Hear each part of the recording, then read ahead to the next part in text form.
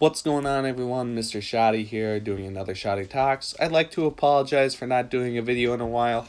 Didn't feel like I was giving you guys the best possible content, so here I am. I reanalyzed some depth charts, looked at some film, draft profiles. I'm ready to give you guys the best possible experience on my channel as I can. So, without further ado, I'd like to talk about the Minnesota Vikings offseason. It's one I've looked at time and time again. Kind of hoping it doesn't turn out to be 2018. I mean, adding Sheldon Richardson to that number one defense, expectations were really high. Obviously, things didn't work out, so it's been an offseason that I want to look at, and I think it will work out better. I hope it will work out better, and I think every Vikings fan's hoping it works out better.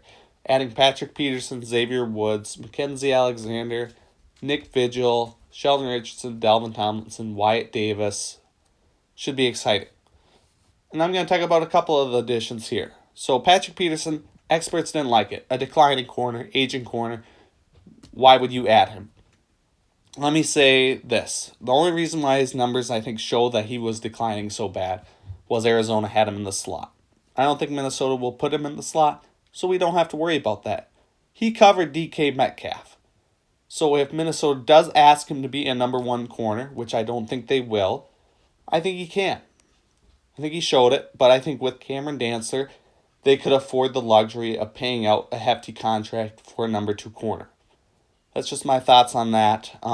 Mike Zimmer also had Terence Newman playing well up into his 30s. Patrick Peterson's only 31. I think Patrick Peterson's prime beats Terence Newman's prime. So I think Patrick Peterson will win that. You have the additions of Dalvin Tomlinson to go along with Michael Pierce. I think they're trying to replicate what Tampa Bay did with Vita Vea and Sue. Create big bodies to take up blocks and allow those fast linebackers and Eric Kendricks and Anthony Barr, which would be Buccaneers, Levante David, and Devin White, to roam free and attack the ball carriers. Now we're going to talk about the rookie offensive lineman. We'll first talk about Christian Darasaw. So, my primarily concern with Christian Darasaw is the best player he faced was Quincy Roche from Miami, who in his draft profile said was a little below average athletically, but was a technician. Darasaw is not going to see guys like that in the NFL. He's going to face technicians, but he's going to face A-plus athletes, A athletes, the works. He's not going to face anyone below average athletically in the NFL. And that's not his fault, so I shouldn't be blaming him, but that's where my concern is. We saw Rashawn Slater played Trace Young. That's where my concern is. But again, we're not going from Trent Williams to Christian Darasaw. We're going from Riley Reiff, who I think was tailing off towards the end of his career. And I think Darasaw is going to be who is better athletically than Reiff. I think he's a better fit for this scheme. So there's reason for hope. And I think as any Vikings fan, I hope we finally got our left tackle of the future that we saw with Khalil his rookie year, but then we saw him drop off a cliff. So that's my thoughts on Darasaw. Now we're going to talk about Wyatt Davis. Wyatt Davis, there were two primarily concerns with him. One was his athletic ability. I'm not too concerned about it because for me, you look at his athletic ability, Ohio ran the same zone blocking scheme that Minnesota and San Francisco does. That is why San Francisco selected Trey Sermon, because they saw him run in the scheme and they liked what they saw. So there's no reason to believe that Wyatt Davis can't do the same here in Minnesota. The other thing they didn't like about him was his knee injury.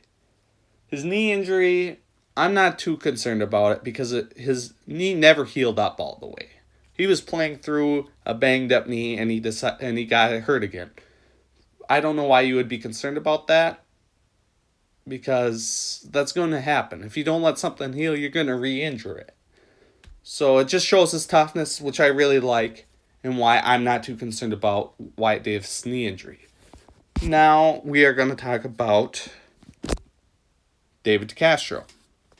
David Castro is a guy I would like Minnesota to look at adding because he would be better than Drew Samia, Dakota Dozier, Kyle Hinton, probably all put together.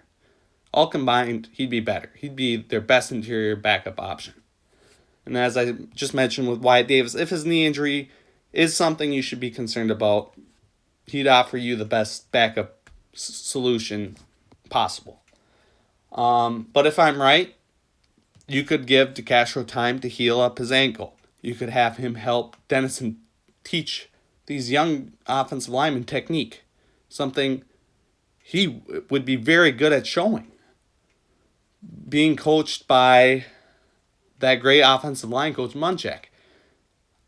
I personally think Minnesota should add him. I want to know what you guys think down in the comments below. As always, make sure you like the video, subscribe, and we'll see you guys next time. Peace out.